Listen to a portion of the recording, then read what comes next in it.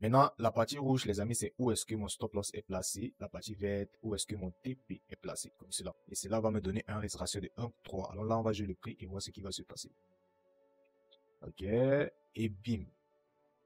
Et là, les amis, j'en connais qui vont dire, ouah, ça ne marche pas. Bien sûr que cela ne marche pas. Pourquoi? Parce que chaque stratégie a ses règles. Et ici, nous n'avons tout simplement pas respecté les règles de cette stratégie. Si tu te demandes de quelles règles il s'agit, dans quelques secondes, je vais te fournir les règles. Et nous allons revenir sur ce setup-ci et je vais t'expliquer pourquoi est-ce que cela n'a pas marché. Salut les amis et bienvenue sur ma chaîne YouTube. Alors dans la vidéo d'aujourd'hui, nous allons parler de support et résistance. Mais d'une manière un peu spéciale les amis parce que dans cette vidéo, nous allons vous apprendre comment dessiner des supports et résistances en utilisant un seul support et une seule résistance. Ok? Mais tout d'abord, nous voudrons savoir pour les nouveaux, qu'est-ce que c'est qu'un support, qu'est-ce que c'est qu'une résistance. Et vu qu'il s'agit du prix, alors nous allons dire que pour les mouvements du prix sur le graphique, nous avons trois directions. Je m'explique. Nous avons lorsque le prix est en train de monter, comme ceci. Nous avons lorsque le prix est en train de descendre, comme ceci. Et nous avons lorsque le prix est en train d'aller de la gauche vers la droite, comme ceci. Là, c'est quand le prix n'est ni vraiment en train de monter, ni vraiment en train de descendre. Ok? Mais là, c'est clair que le prix est en train de descendre et là, c'est clair que le prix est en train de monter. Maintenant, lorsqu'on parle de support et résistance, les amis, chaque pic et creux que le prix va laisser, c'est ça qui va nous servir de résistance ou de support. Par exemple, lorsqu'on espère un mouvement du prix vers le haut, nous allons parler de support. Et lorsqu'on espère un mouvement du prix vers le bas, nous allons parler de résistance. Et chaque creux et pic va nous servir de point de support ou de point de résistance. Voici ce que j'explique. Ici, nous pouvons identifier ceci comme un point de support parce que c'est un creux. Et pour ceux-là qui sont nouveaux au terme creux et pic, dans la vidéo dédiée aux lignes de tendance, j'explique en profondeur ces concepts-là. Donc, je t'invite à aller regarder cette vidéo juste après avoir regardé celle-ci si tu veux en savoir plus sur les pics et les creux. On continue. Maintenant, pour une tendance baissière, lorsque le marché est en train de descendre, nous allons utiliser les pics comme ceci pour identifier les zones de retournement du marché. Et lorsque, les amis, le prix est en train de ranger, ce mouvement-ci, c'est ça qu'on va appeler du range. On peut également identifier, dans ce cas, c'est un creux et en même temps qu'un pic, comme ceci. Mais pour cette vidéo, les amis, cette structure-ci ne nous intéresse pas vraiment. Mais alors, pas du tout. Parce que nous ne voulons pas trader les marchés qui range, mais plutôt les marchés qui sont en tendance. C'est pour cela que j'ai dit que cette vidéo est un peu spéciale.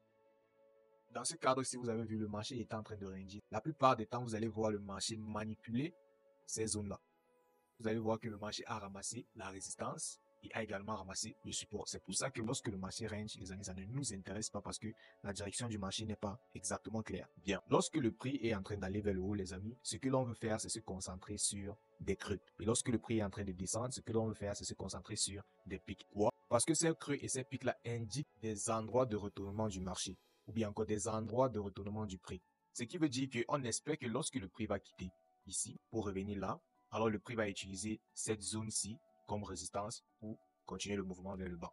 Et ici, dans ce cas-ci, lorsque le prix va venir comme ceci, le prix va utiliser cette zone-ci comme support pour continuer son mouvement vers le haut. Alors, si tu es un peu perdu, reste avec moi jusqu'à la fin parce que là, maintenant, nous allons passer au graphique et je vais illustrer ces concepts et je pense que tu vas comprendre un peu plus mieux. Alors là, les amis, vous pouvez voir que ça saute aux yeux que la tendance est une tendance haussière.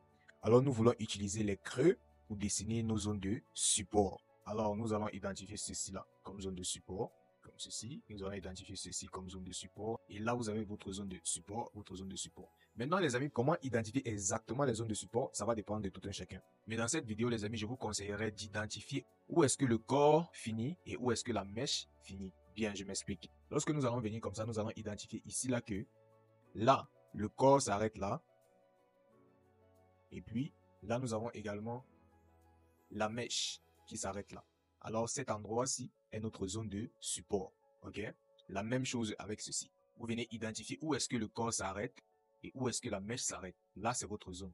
Maintenant, il y a d'autres personnes qui vont utiliser des lignes. Moi, je n'utilise pas vraiment les lignes. Lorsque je parle de lignes, les amis, c'est les graphes en ligne, comme ceci. Vous venez identifier où est-ce que la ligne va s'arrêter là, comme ceci. Ils vont dessiner là. Et où est-ce que le corps va s'arrêter là, ils vont dessiner comme ceci.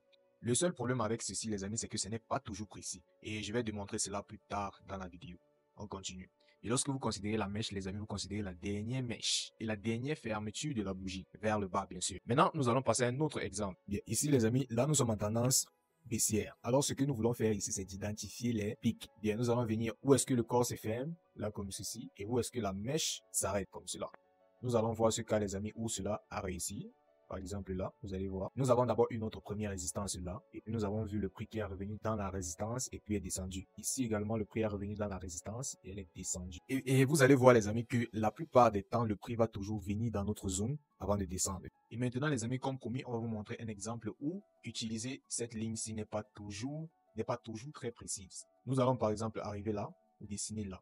Alors nous allons identifier où est-ce que la ligne s'est arrêtée, comme ceci. Et nous allons maintenant changer cela en bougie, comme ça. Et lorsque nous changeons en bougie, les amis, vous allez voir qu'il y a une bougie qui s'est fermée en bas de cela.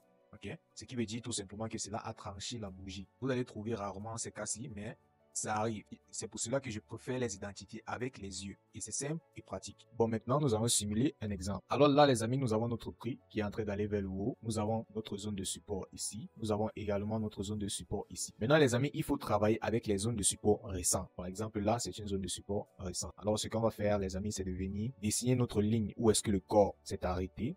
Dessiner également l'autre où est-ce que la mèche s'est arrêtée, comme ceci. Ok?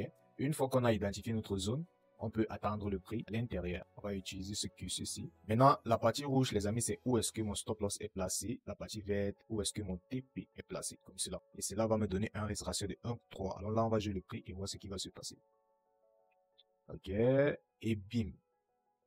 Et là, les amis, j'en connais qui vont dire, ouah, ça ne marche pas. Bien sûr que cela ne marche pas. Pourquoi? Parce que chaque stratégie a ses règles. Et ici, nous n'avons tout simplement pas respecté les règles de cette stratégie. Si tu te demandes de quelle règle il s'agit, dans quelques secondes, je vais te fournir les règles. Et nous allons revenir sur ce setup-ci et je vais t'expliquer pourquoi est-ce que cela n'a pas marché. Là, les amis, nous allons parler des règles à respecter. Et je vous invite, les amis, à noter ces règles parce que ces règles, elles sont tout simplement cruciales pour la stratégie. Pour la règle numéro 1, les amis, nous allons identifier la tendance du marché.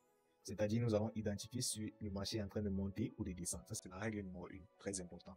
Règle numéro 2, les amis, nous devons identifier la structure. Lorsque nous parlons de structure, les amis, nous parlons soit de U ou de N. Et dans la vidéo faite sur les lignes de tendance, j'explique clairement les bases de ce concept-là. Alors, si tu as un nouveau concept, je t'inviterai d'aller regarder également cette vidéo juste après celle-ci. Bien, continuez, nous allons dire que nous allons chercher à identifier deux structures. Notre structure N, lorsque la tendance est une tendance haussière, et notre structure U, lorsque la tendance est une tendance baissière. Le point numéro 3, nous devons identifier une prise de liquidité. Les amis, le problème avec les supports et résistances, c'est que pour qu'une résistance tienne le coup, elle doit utiliser un support comme liquidité. Qu'un support tient le coup, le support doit d'abord utiliser une résistance comme liquidité. Ok, c'est cela qui donne le mouvement au prix. Et lorsque les amis, nous parlons de prise de liquidité, nous aimerons avoir la prise de liquidité avec la mèche. Je vais vous montrer un exemple. Là, nous avons notre résistance là, dans le cadre d'une tendance baissière. Mais là également, nous avons notre support. Ici, là. C'est ce support, c'est les amis, qui va servir de liquidité. Ok? Ici, là, nous avons notre support. Et c'est cette résistance ici qui va servir de liquidité. Comme ceci. Là, elle va servir de liquidité. Et le ramassage de liquidité, les amis, nous voulons voir le ramassage de liquidité avec la fermeture de la mèche. Lorsque le prix donne cette forme de M-ci comme ceci, et que cette cassure-ci, les amis, n'est pas faite avec le corps, mais plutôt avec la mèche, alors cette zone-ci n'est plus valide. Les amis, je ne sais pas si vous me comprenez. Là, vous devrez être très attentifs. Lorsque le prix n'a pas franchi une résistance avec le corps, ou bien n'a pas franchi un support avec le corps, ce support-là n'est pas valide. Point numéro 4, nous devons tracer dans notre zone d'entrée, comme je vous ai montré en utilisant la fin du corps et la fin de la mèche. Nous passons au graphique et je vais illustrer tout ceci. Bien les amis, comme promis plus tôt dans la vidéo, nous revenons à notre setup pour étudier et voir ce qui n'a pas marché. Le point numéro 1 était d'identifier la tendance. Alors là, nous pouvons voir que ouais, la tendance est haussière, alors c'était une bonne tendance. Le point numéro 2, les amis, c'était d'identifier la structure du marché. Maintenant, vous allez voir là que ces structures-ci, n'est pas aussi claire. Ok, nous ne pouvons pas clairement identifier un N ici, mais plutôt un genre de M. Où nous allons identifier un clair N, les amis, c'est plutôt ici. Lorsqu'il s'agissait de cet endroit-ci, comme ceci. Là, ici, là, nous avons un N très clair. Et nous pouvons attendre le prix ici parce que ce N-ci est très clair. Les amis, ici, on passait à la règle numéro 3, qui est une prise de liquidité. Alors, avant de considérer ce support comme étant un support valide, nous voulons d'abord avoir une prise de liquidité ici en haut. Et lorsque vous regardez cette prise de liquidité, les amis, c'est fait avec la mèche et non avec le corps. Or, ce que nous voulons, c'est une prise de liquidité avec le corps. Puisque lorsqu'il y a une prise de liquidité avec le corps, cette structure forme en même temps une structure N très claire. C'est pour ça que là, la structure N là n'était pas vraiment claire parce que la prise de liquidité était faite avec la mèche. Alors nous voulons une prise de liquidité faite avec le corps pour que ce support-ci soit valide. Bien, là nous allons passer à un autre exemple et je vais vous montrer exactement comment appliquer toutes ces règles-là. Alors les amis, sur cet exemple, je vous invite tout simplement à citer les règles avec moi. Ok? Règle numéro 1, nous devons identifier la tendance. Et là, c'est fait que c'est une tendance haussière. Alors la règle numéro 1 a été respectée. Règle numéro 2, les amis, ce que nous devons faire, c'est d'identifier la structure du marché, soit N, soit U. Lorsque nous sommes en train d'aller dans une tendance haussière, nous devons identifier un N. Lorsque nous sommes en train de descendre, nous devons identifier un U. Et là, dans ce cadre-ci, nous sommes en train de monter. Alors le N récent que nous pouvons identifier, c'est ce N-ci. Comme ceci. Ok? Alors là, c'est très clair. Règle numéro 3, les amis, c'est d'identifier la prise de liquidité d'une résistance parce que nous voulons utiliser un support. Alors, nous devons identifier la prise de liquidité d'une résistance. OK?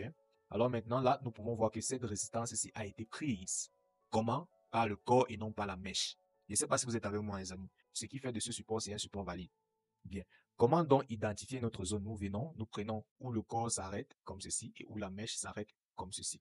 Là, les amis, là, c'est très clair. C'est comme ça que nous allons identifier notre zone.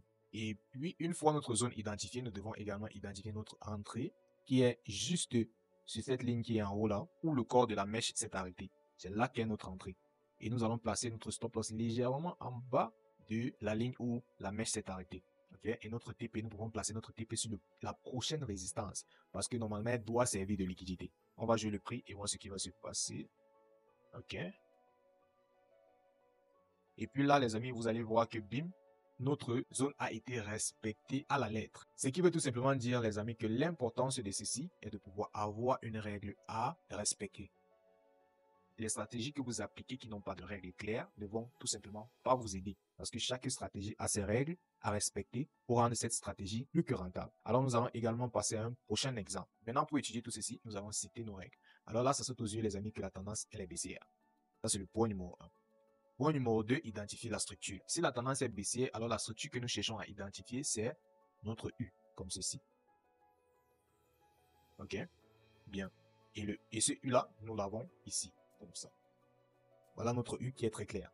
Maintenant, le point numéro 3, les amis, c'est d'identifier la prise de liquidité. La prise de liquidité que nous cherchons, c'est un support. Et là, nous avons notre support qui nous est servi de prise de liquidité. Ce support qui a été prise. Par quoi? Par le corps. C'est très important, les amis. Vu que cette résistance ici a été prise par le corps, ce qui nous intéresse maintenant, c'est d'identifier notre zone d'entrée, qui est le point numéro 4. Et notre zone d'entrée, nous prenons où est-ce que le corps s'est arrêté, comme ceci. Et où est-ce que la mèche s'est arrêtée, comme ceci. Maintenant, nous devons également identifier notre zone d'entrée, notre zone de stop loss légèrement en haut et puis notre TP peut être là parce que nous espérons que ce support si nous serve de liquidité. Alors, on va jouer le prix pour voir ce qui va se passer. OK, OK. Là, nous avons notre TP frappé pour un ratio de 1 pour 5. Les amis, je vous invite tout simplement à aller backtester cette stratégie et vous pouvez utiliser un outil que j'ai fait une vidéo dessus et la vidéo est dans la description de cette vidéo. Les amis, je vous promets que cet outil-là va changer votre rentabilité. Tout ce que vous avez à faire, c'est de prendre cette stratégie et d'aller regarder la vidéo sur cet outil-là qui est le Soft 4 FX, d'aller regarder une vidéo dessus, comment maîtriser la plateforme et vous utilisez la plateforme pour backtester ces stratégies. Vous allez voir votre rentabilité, les amis, changer. Dans la prochaine vidéo, les amis, nous allons parler de support et résistance avec 2 et 3 points. Toujours et comme d'habitude, les amis, d'une manière très spéciale. Alors, je t'invite à t'abonner à la chaîne si ce n'est pas déjà fait. Likez cette vidéo si bien sûr tu as aimé la vidéo et activer la cloche de notification pour être notifié lorsque je vais ajouter cette vidéo-là sur ma chaîne YouTube. Alors, je te remercie d'avoir visionné celle-ci jusqu'à la fin et je te félicite parce que c'est cette consistance-là qui va te mener à ta rentabilité. Et je vous dis à plus.